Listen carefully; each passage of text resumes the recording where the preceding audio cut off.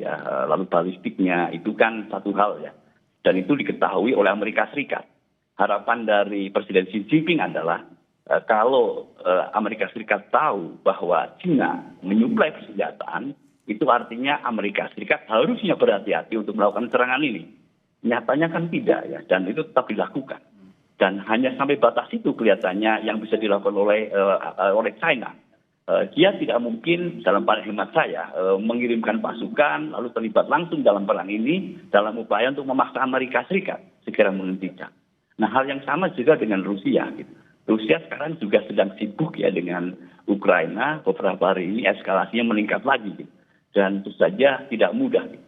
Sekalipun komitmennya sama seperti China, menyuplai persenjataan untuk Iran. Tapi lagi hanya sebatas itu. Gitu.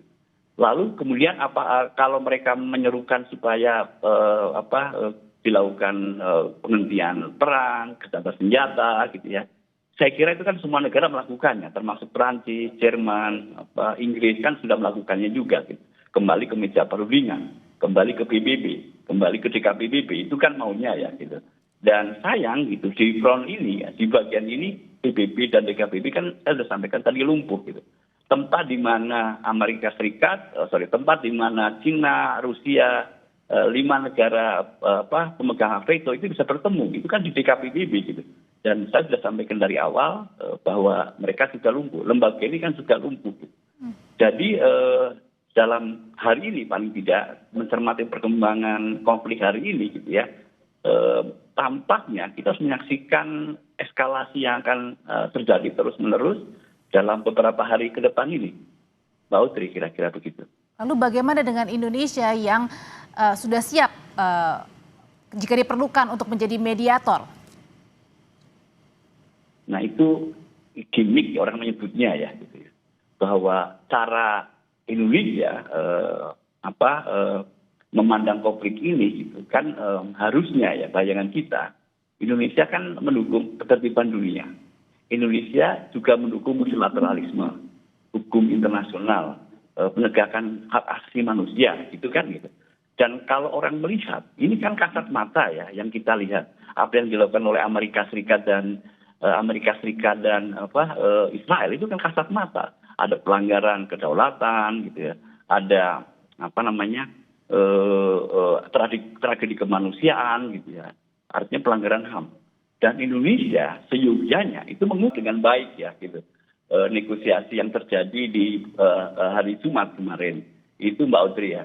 Lalu kemudian yang bisa dilakukan kemudian adalah menawarkan dirinya. Ya itu niat baik ya, itu niat baik dan kita harus apresiasi. Gitu. Tetapi lagi apakah kita menyiapkan dengan serius gitu ya? Ketika menawarkan diri sebagai mediator, apakah kita sudah melakukan kajian yang mendalam? Sesimpel apakah kita mengikuti mediasi yang sudah dilakukan oleh Oman? Oman itu sudah melakukan berbagai macam strategi. Gitu. Pertama untuk menghubungkan dua pihak yang berkonflik ini gitu ya. Iran kemudian Amerika Serikat.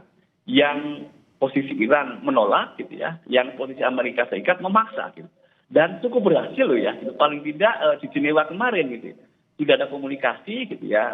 Bisa aja komunikasi indirect, tapi paling tidak dari posisi Iran itu sudah positif. Nah, saya khawatir ya, pemerintah kita tidak mempelajari gitu, betapa passionnya Oman menginisiasi gitu ya, komunikasi di antara dua pihak ini. Itu Mbak Audrey, saya melihat ya kita apresiasi gitu ya. Tetapi apa betul gitu ya, bahwa tawaran kita menjadi mediator itu didasarkan kajian yang cukup kuat gitu, termasuk kesiapan kita, termasuk apa kita akan diterima oleh Iran maupun Israel, ya, dan masuk Amerika ya. Termasuk apakah kita nanti equal juga ya jadi mediator itu kan satu hal yang lain yang benar-benar harus dilihat. Oke, tapi itu kira-kira pandangan saya. Oke, tapi Mas Julius selama beberapa jam tadi sejak dari malam sampai tengah malam ya kita melihat kan Presiden Prabowo ini memanggil mantan presiden, mantan wakil presiden, ada juga ketua umum, ketua DPR. Ketua umum partai politik, bahkan menteri-menteri juga ada di sana membahas situasi yang terjadi saat ini. Apa yang kira-kira dibicarakan di dalam, meskipun tadi pada saat kita tahu beberapa pernyataan seperti Menlu Sugiono menyatakan bahwa apa yang dikatakan atau yang dibahas adalah berkaitan dengan mengenai evakuasi bertahap begitu, kemudian juga kita harus siap menghadapi situasi ke depan termasuk soal energi dan juga kesiapan pangan. Kira-kira apa yang sebenarnya hal-hal yang krusial juga dibahas tadi malam? Ya, kalau saya melihat itu yang dilakukan Presiden Prabowo itu mirip-mirip yang kemarin dilakukan ya. Bertemu dengan mantan-mantan Menteri Luar Negeri, lalu kemudian pejabat diplomat senior gitu ya, lalu juga pakar ya, yang saya lihat. Karena pada waktu itu kan kita masuk ke BOP, lalu kemudian kritikannya sangat keras gitu ya. Ya. Kritikan itu menunjukkan bahwa ketidaksetujuan Indonesia menjadi bagian dari BOP. Nah, saya dan pertemuan yang dulu cukup alasan ya. Kita mendengar salah satu mantan presiden kan nyebut bahwa ada sesuatu nih gitu ya yang keliru. Sekali bahasanya nggak eksplisit seperti itu ya. Ketika kita bergabung dengan BOP, lalu kita menjadi mediator gitu ya, itu kan ada sesuatu gitu. Dan sepertinya gitu, pesan yang mungkin tidak eksplisit itu ditangkap oleh Presiden Prabowo gitu, bahwa ternyata ada tokoh penting bersuara berbeda gitu.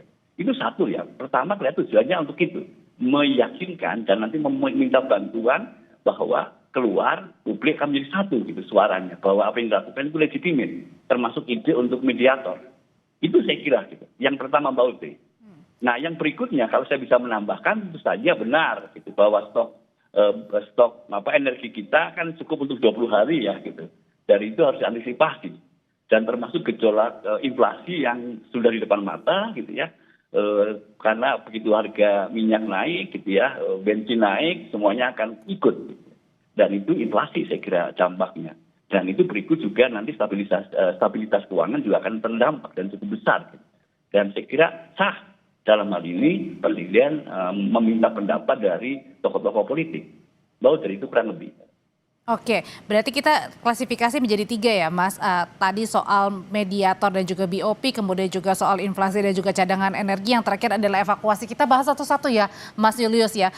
Yang soal tadi kemungkinan kuat dugaannya adalah di dalam ini juga membahas bagaimana tawaran Indonesia untuk menjadi mediator antara Amerika Serikat, Israel dan juga Iran.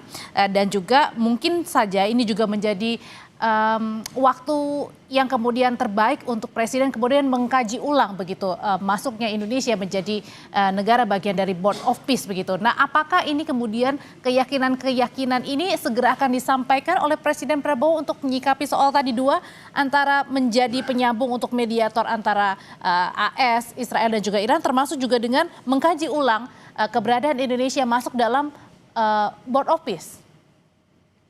Ya. Bisa saja ya, bisa aja gitu ya, bisa saja gitu. Tapi dalam konteks ini itu bahwa Presiden Prabowo sudah mengumumkan dirinya gitu ya secara publik gitu, itu kan faktanya ya gitu. Dan fakta berikutnya adalah kritiknya sangat besar ya dari pakar, dari termasuk diplomat senior gitu ya, bahwa apakah benar kita mengambil posisi sebagai mediator ya. Pertanyaannya sama dengan apakah betul kita masuk ke BOP gitu. Itu satu, Pak Prabowo saya yakin ya, dia masih berusaha untuk memastikan bahwa apa yang dilakukan itu tepat. Karena ini resikonya kan kehilangan kepercayaan masyarakat gitu, bahwa ternyata Presiden itu gerasa-gerusu ya, tidak berpikir yang sangat rasional gitu, berhitung cost and benefitnya seperti apa gitu. Itu saya kira akan memerlukan pemimpin kita gitu. Jadi yang akan dilakukan adalah pertemuan malam ini memastikan bahwa ada dukungan yang mencukupi, memadai terhadap pilihan-pilihan politik yang sudah diumumkan publik dan sudah didengar oleh mitra-mitra kita seperti Iran kan sudah mendengar ya gagasan kita gitu. Nah itu gitu. Nah kalau saya terkait dengan mediator, gagasannya sebetulnya begini ya. Oman kan sudah memediasi ya, dan posisi saya akan mengusulkan bahwa kenapa kita tidak mendukung memperkuat peran Oman untuk menjadi mediator yang lebih efektif. Gitu. Jadi semisal misalnya kita bekerjasama dengan Oman ya, dengan tujuan-tujuan yang baik gitu ya, dengan kekuatan-kekuatan kita yang kita miliki, ya itu gitu ya, yang saya lihat. Gitu. Daripada kita mengusulkan diri menjadi mediator, lalu seolah-olah menjadi memulai dari awal. Jadi cukup membahayakan dan tidak mudah. Gitu. Itu Mbak Audrey. Jadi sangat panjang kalau kita ngomong peran kita sebagai mediator. Gitu. yang saya yakin perlu negosiator, perlu pemimpin-pemimpin mediasi yang unggul, yang punya passion sangat kuat gitu. Ya, Mbak Audrey, itu terkait dengan peran kita sebagai mediator. Oke, kalau untuk menurut Anda sendiri berarti negara yang kemungkinan paling bisa untuk menjadi mediator, siapa kira-kira Mas Julius? Ya, yang sudah jalan kan Oman. Tapi sayangnya Oman kan termasuk yang kena serangan dari Iran ya. Gitu. Oke. Dan itu kebayang bagaimana rasanya Oman ya. Gitu. Negaranya ternyata menjadi sasaran target. Padahal dia kemarin mencoba menjadi penengah gitu ya. Seperti itu. Gitu. Okay. Nah, saya agak khawatir begini ya. Skenario yang sedang dijalankan oleh Trump adalah gitu ya, akan menyelesaikan perang ini dengan kemenangan Amerika Serikat. Dan itu pakai cara Irak, mengirakkan Iran gitu ya. Jadi dulu kan sekalipun panjang lama ya, sekian tahun gitu ya untuk kasus Iran, yang paling penting adalah menumbangkan rejim lalu mengganti orangnya sesuai dengan keinginan Amerika Serikat. Itu saya kira senarionya. Nah, kalau nanti terjadi perundingan akan dilakukan setelah itu. Setelah Amerika Serikat memenangkan perang, setelah orang Amerika Serikat memimpin Irak. Itu. Dan kalau Indonesia menginisiasikan diri sebagai mediator, ini sangat berbahaya. Gitu. Artinya Indonesia terperangkap dalam skenario gitu ya. Amerika Serikat itu menjadi mediator kok setelah perang menang, setelah perang berakhir. Gitu. Dan artinya memberi legitimasi bahwa pemimpin Iran berikutnya adalah mereka yang lemah, mereka yang tidak independen, mereka yang tergantung pada Amerika Serikat gitu. Dan ini saya justru agak khawatir Mbak Audrey gitu ya, bahwa kita kehilangan kekuatan penyeimbang gitu, di kawasan Timur Tengah gitu. Dan ini sangat berbahaya. Gitu. Sangat berbahaya. Berarti bisa jadi pengumpulan Pak Presiden mengundang mantan presiden dan juga mantan wakil presiden beserta dengan jajaran, termasuk juga dengan ketua umum parpol, ini mungkin bisa dijadi satu bentuk dilema atau mungkin bingung juga presiden harus bersikap seperti apa. Tapi nampaknya bukan hanya presiden kita juga ya, seluruh pemimpin negara juga sangat berhati-hati sekali, Mas Julius ya. Iya, betul. Ya, semua negara sangat berhati-hati gitu. Dan saya berharap Indonesia juga sangat begitu ya, berhati-hati, menunggu gitu ya, sampai kita paham betul gitu ya, apakah hidden agenda tersembunyi gitu ya, yang dimiliki oleh Presiden Trump. Ini kan sekarang orkestranya ada di Presiden Amerika Serikat nih. Tujuan sebenarnya apa sih gitu ya, perang Iran. Dan itu satu paket juga dengan tujuan sebenarnya membentuk BOP gitu. Membangun perdamaian di Timur Tengah. Itu kan satu paket itu gitu ya. Nah, kenapa negara-negara besar gitu ya, negara-negara Eropa itu menunggu gitu, karena mereka ingin memastikan dulu gitu tujuan Presiden Trump ini apa sebetulnya gitu ya. Okay. Nah, kita sayangnya ya gitu, saya agak curiga kita punya kepentingan tertentu gitu, sehingga kita buru-buru gitu, mengambil hati Trump gitu, seolah-olah kita menjadi bagian inisiatif yang dikembangkan oleh Trump gitu ya, tapi tetap dengan framing bahwa ini demi kemerdekaan Palestina, perdamaian Timur Tengah gitu ya.